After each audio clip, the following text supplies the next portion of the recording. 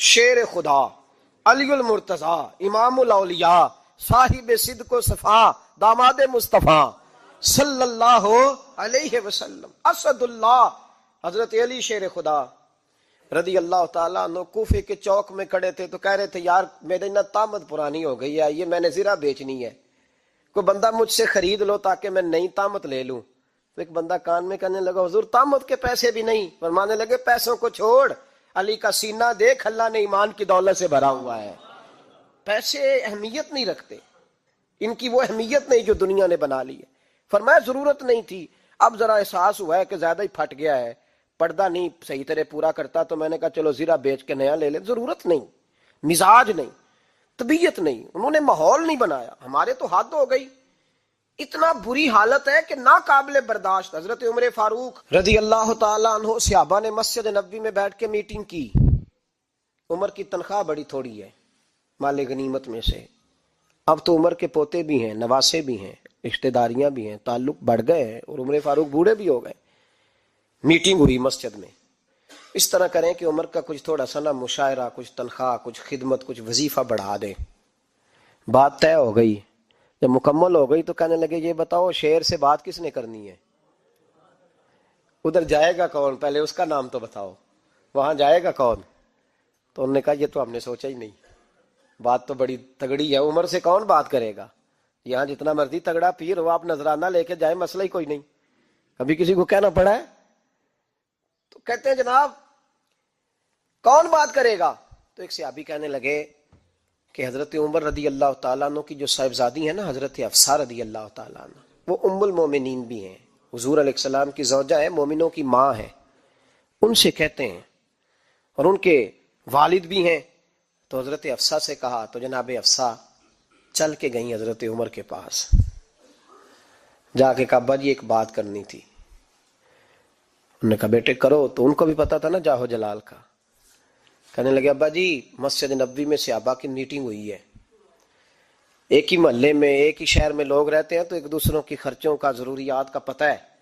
کہتی ہے میں نے پس منظر سارا کر کے بات کی، میں نے کہا سب کو پتہ ہے کہ آپ کے خرچے بڑے بڑھ گئے ہیں، تو مجھے نا انہوں نے حضور کی زوجہ سمجھ کے، قابل احترام سمجھ کے میری ذمہ لگایا ہے کہ تھوڑے سے پیسے آپ کے بڑھانے ہیں۔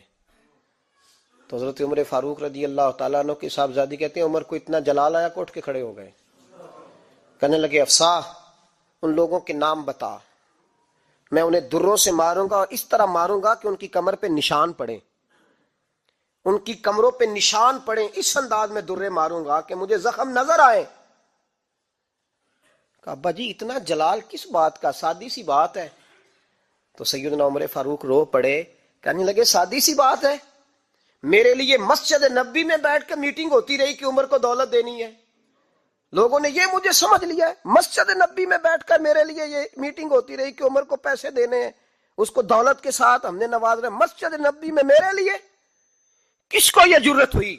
فرمایا حفصہ کاش کہ تو میرے پاس پیغام لے کے نہ آتی، کوئی اور آتا اور پھر میں اسے دروں سے مارتا۔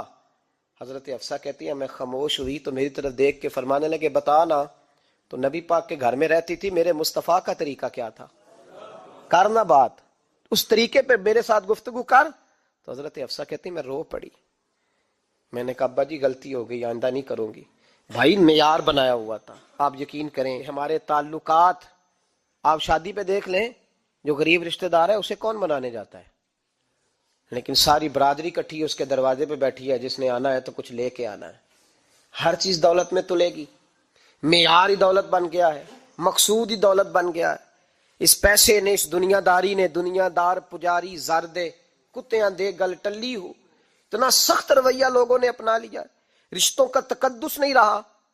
ایک مجلس میں نے ایسا رنگ بھی دیکھا، ایک ایسا شخص جسے میں ذاتی طور پہ جانتا ہوں کہ عالم بھی ہے، پرہیزگار بھی ہے، نیک بھی ہے، وہ بھی بیٹھا تھا اور اس کے ساتھ ایک سیٹھ بھی بیٹھا تھا، لیکن جو لوگوں کا عقیدت کا رشتہ اس درویش کے ساتھ ہونا چاہیے تھا وہ سیٹھ کے ساتھ تھا۔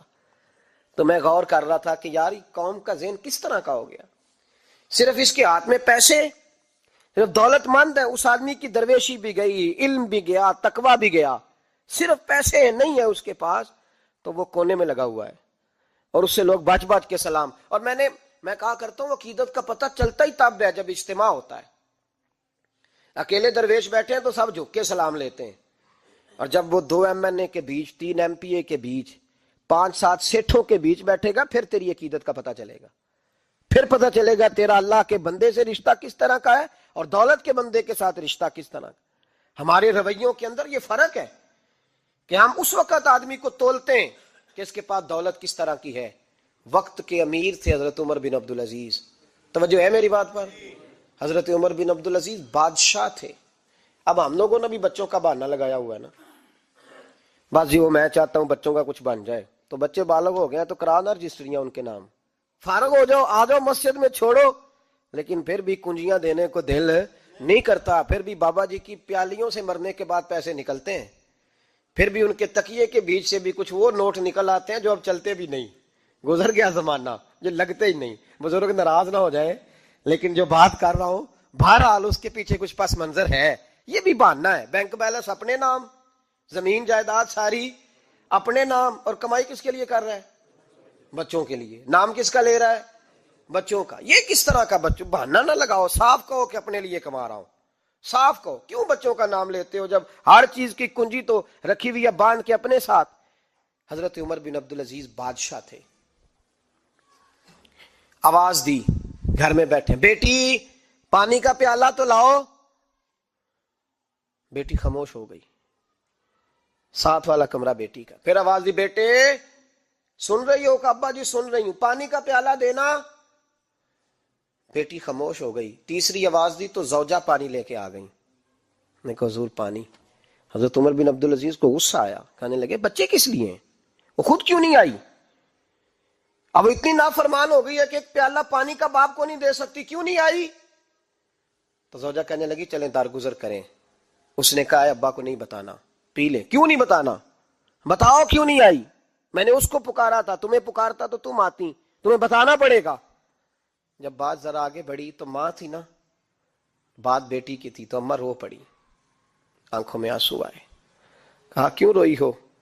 کہنے لگی بیٹی کا پاجامہ پھٹ گیا، دوسرا ہے نہیں، اور آپ لے کے بھی نہیں دیتے.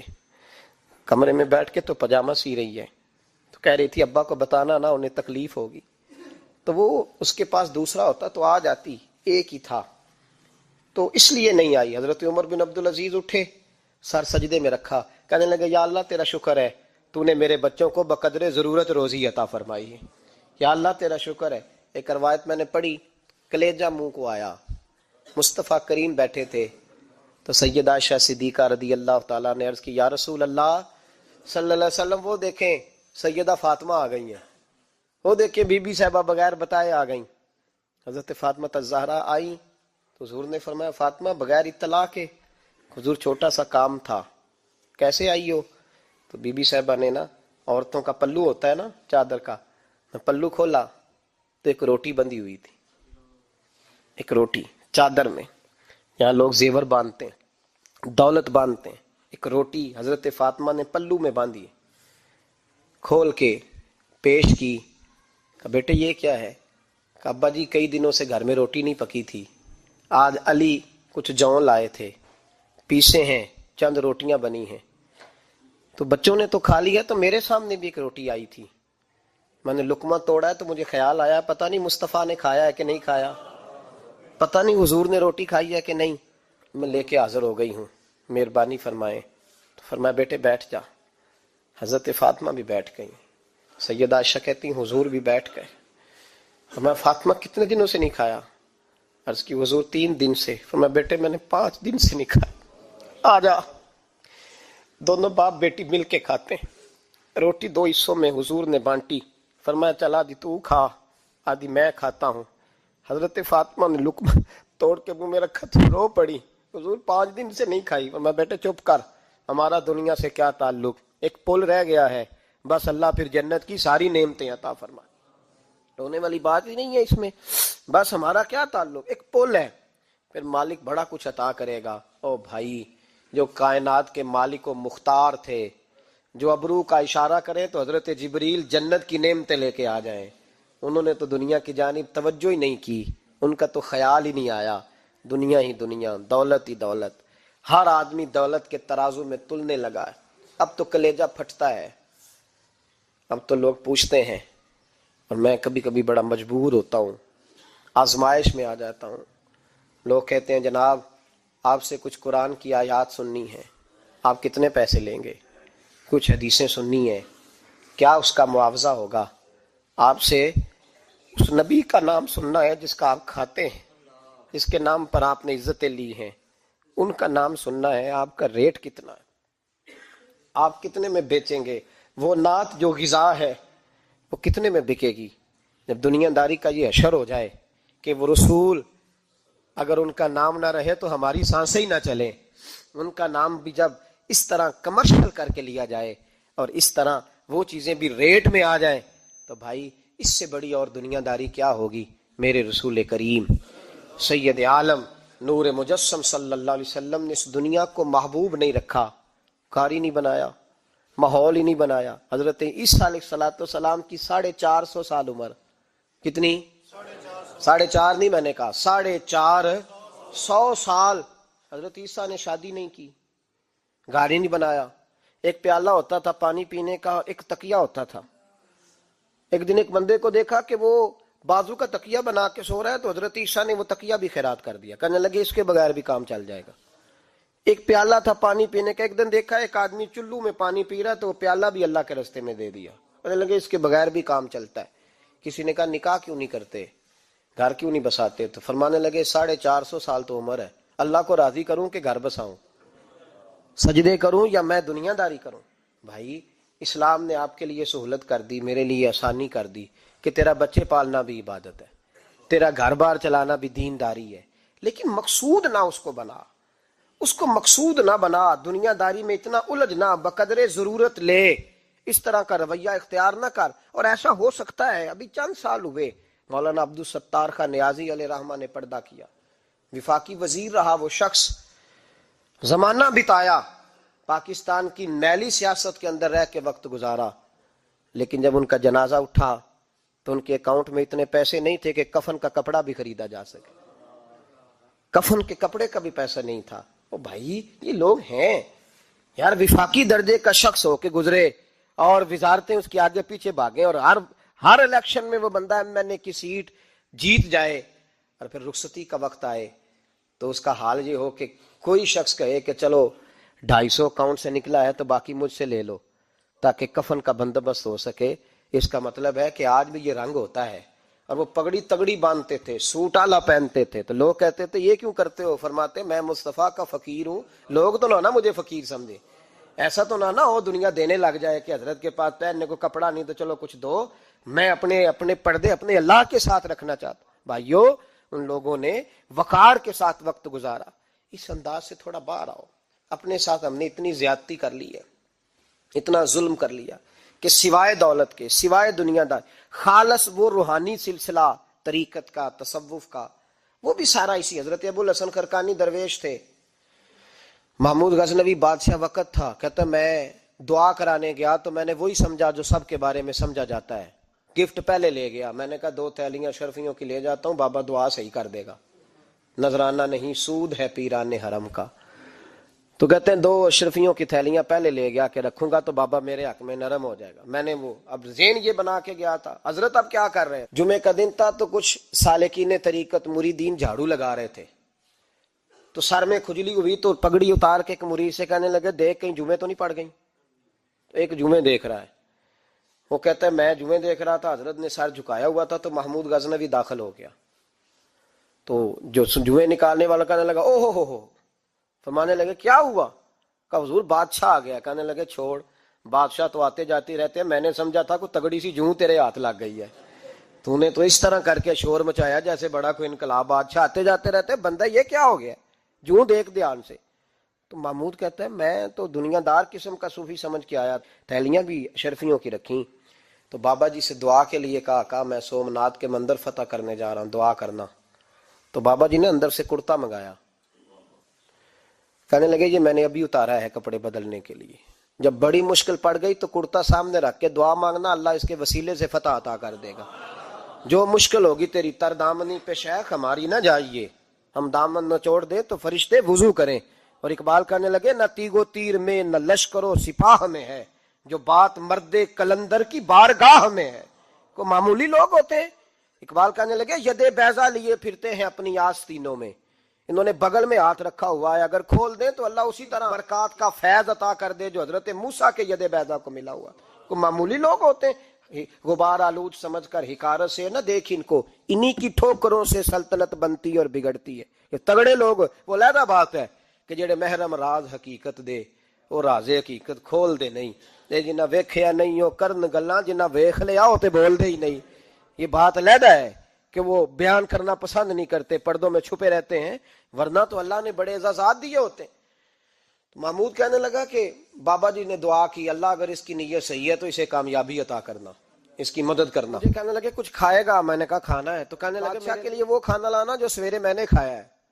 تو میں نے کہا پیروں کا لنگر ہوگا، چھوٹے گوشت کی یخنی میں انہوں نے روٹیاں بریک کر کے ڈالی ہوں گی. حضرت کی صحت ٹھیک نہیں رہتی، گھٹنوں میں درد ہے. تو میں تو یہ سمجھا تھا کہ کوئی دیسی گھی کی چوری آئے گی، لیکن ٹکڑا آیا ایک روٹی کا، آدھا خشک ٹکڑا اور پانی کا پیالہ. تو کہتے ہیں میں نے اس کو کاٹ کے نا دانتوں کے ساتھ جب نگلنا چاہا تو یہاں اڑ گیا میرے گلے میں. کبھی اس طرح کا کھانا کھایا ہی نہیں تھا. تو کہتے ہیں حضرت نے دونوں شرفیوں کی تھیلیاں اٹھا کے میری طرف پھینکی. کہنے لگے جس طرح ہمارا کھانا تیرے گلے میں اڑ گیا، تیری دولت بھی ہمارے گلے میں اڑ جائے گی. اٹھ اور نکل، اللہ خیر کرے. کہتے میرے دل نے گواہی دی کہ یار یہ عام دنیا دار نہیں، یہ رب کریم کا بندہ ہے. کہتے ہیں اب جب میں پہلے انہوں نے کوئی لفٹ ہی نہیں کرائی جب گیا، اب جب میں جانے لگا نا اٹھ کے واپس، تو حضرت اٹھ کے میرا استقبال کیا. مجھے سواری تک چھوڑنے گئے تو میں نے کہا حضور جب آیا تھا آپ نے منہ ہی نہیں لگایا، اور جب جانے لگا تو اتنا اعزاز. فرمانے لگے جب تو آیا تھا تو تو بھی تو یہی سوچ رہا تھا نا کہ 2 شرفیاں دوں گا تو بابا نرم ہو جائے گا، تو میں تجھے کیوں پروٹوکول دیتا. اب جاتی دفعہ تیرے دل نے بھی گواہی دی ہے کہ یہ کوئی دنیا دار نہیں، یہ رب کا بندہ ہے. تو رب کے بندے کے پاس آئے تو تیری عزت نہ کروں. عرض یہ کرنا چاہ رہا ہوں کہ اتنی لمبی چوڑی دنیا داری اس کو مقصود نہ بناؤ. یہ جب مقصود بن جاتی ہے تو بے کیف سجدے، بے سرور زندگی، کسی کا پیار نہیں رہتا. غریبوں کے بارے میں بھی لوگ تبصرہ کرتے ہیں، ہم سے نہیں غریب پالے جاتے، کمائے محنت کرے کھائے. پھر لوگ دھتکارتے ہیں. پھر لوگوں کے اندر سختی آتی ہے جب مقصود دولت ہوتی ہے، اور جب مقصود اللہ کی رضا ہوتی ہے پھر اللہ انسانوں کے دلوں کو نرمی عطا فرماتا ہے.